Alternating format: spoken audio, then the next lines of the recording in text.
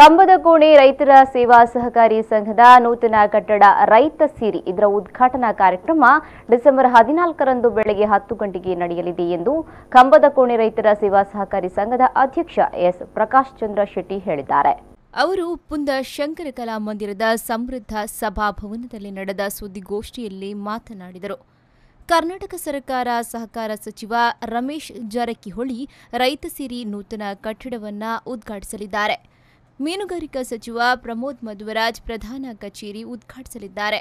Banking ವಿಭಾಗ ಉದ್ಘಾಟನೆಯನ್ನ ಕರ್ನಾಟಕ ರಾಜ್ಯ ಸಹಕಾರಿ ಮಾರಾಟ ಮಹಾಮಂಡಳಿ ನಿಗಮ ಅಧ್ಯಕ್ಷ ಡಾ ಎಂಎನ್ ರಾಜೇಂದ್ರ ಕುಮಾರ್, ರೈತ ಸಿರಿ ಸಭಾಭವನವನ್ನು ರಾಜ್ಯ ರಸ್ತೆ ಸಾರಿಗೆ ನಿಗಮ ಅಧ್ಯಕ್ಷ ಕೆ ಗೋಪಾಲ್ ಪೂಜಾರಿ, ರೈತರ ಉತ್ಪತ್ತಿ ದಾಸ್ತಾನು ಮತ್ತು ಕೃಷಿ ಸಲಕರಣೆ ಮಳಿಗೆ ಉದ್ಘಾಟನೆಯನ್ನ ಮಾಜಿ ಸಚಿವ ವಿನಯ್ ಕುಮಾರ್ ಸೊರಕೆ ನೆರವೇರಿಸಲಿದ್ದು, ಹೀಗೆ ಬೇರೆ ಬೇರೆ ವಿಭಾಗದ ಉದ್ಘಾಟನಾ ಕಾರ್ಯಕ್ರಮ ನಡೆಯಲಿದೆ ಎಂದು ತಿಳಿಸಿ ಕಾರ್ಯಕ್ರಮದ ಸಂಪೂರ್ಣ ಮಾಹಿತಿಯನ್ನು ಸುದ್ದಿಗಾರರಿಗೆ ತಿಳಿಸಿದರು.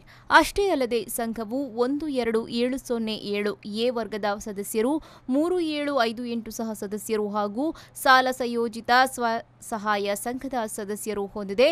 ರೂಪಾಯಿ 1 ಕೋಟಿಯಷ್ಟು ಪಾಲು ಬಂಡವಾಳ ಹೊಂದಿದ್ದು 102 ಕೋಟಿ ರೂಪಾಯಿ ಸದಸ್ಯರ ಠೇವಣಿ ಹಾಗೂ 100 ಕೋಟಿ ರೂಪಾಯಿ ಸದಸ್ಯರ ಹೊರಬಾಕಿ ಸಾಲ ಇರುತ್ತದೆ.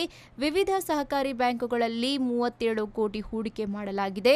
12 ಕೋಟಿ ರೂಪಾಯಿಯಷ್ಟು ನಿಧಿಯನ್ನು ಹೊಂದಿದ್ದು ಕಳೆದ ಆರ್ಥಿಕ ವರ್ಷಾಂತ್ಯಕ್ಕೆ 2 ಕೋಟಿ 82 ಲಕ್ಷ ಲಾಭ ಗಳಿಸಿ ಪ್ರತಿ ವರ್ಷ ಶೇಕಡಾ 15 ಲಾಭಾಂಶ ನೀಡಲಾಗುತ್ತಿದೆ ಎಂದು ತಿಳಿಸಿದರು. ಈ ವೆಚ್ಚದಲ್ಲಿ ನಮ್ಮ ಈ ಭವ್ಯವಾದಂಥ ಒಂದು ಸೌಧ ನಿರ್ಮಾಣ ಆಗಿದೆ. ಬಹುಶಃ ಸಹಕಾರಿಗಳಾದ ನಮಗೆ ಇಷ್ಟು ವೆಚ್ಚದ ಒಂದು ಇದು ಬೇಕಂತ ಹೇಳುವಂಥ ಒಂದು ಚರ್ಚೆ ಕೂಡ ನಡೀತದೆ ಸಹಕಾರಿಗಳಿಗೆ.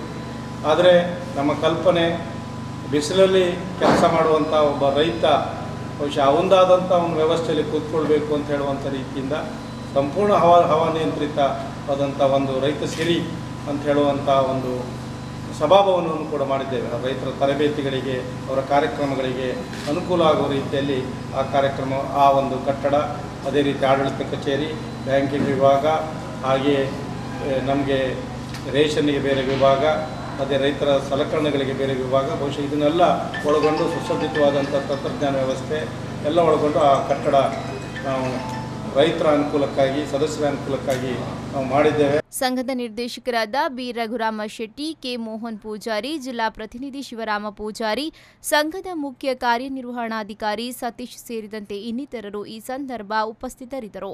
ಸುಶಾಂತ್, ವಿ4 ನ್ಯೂಸ್ 24/7 ಬೈಂದೂರು.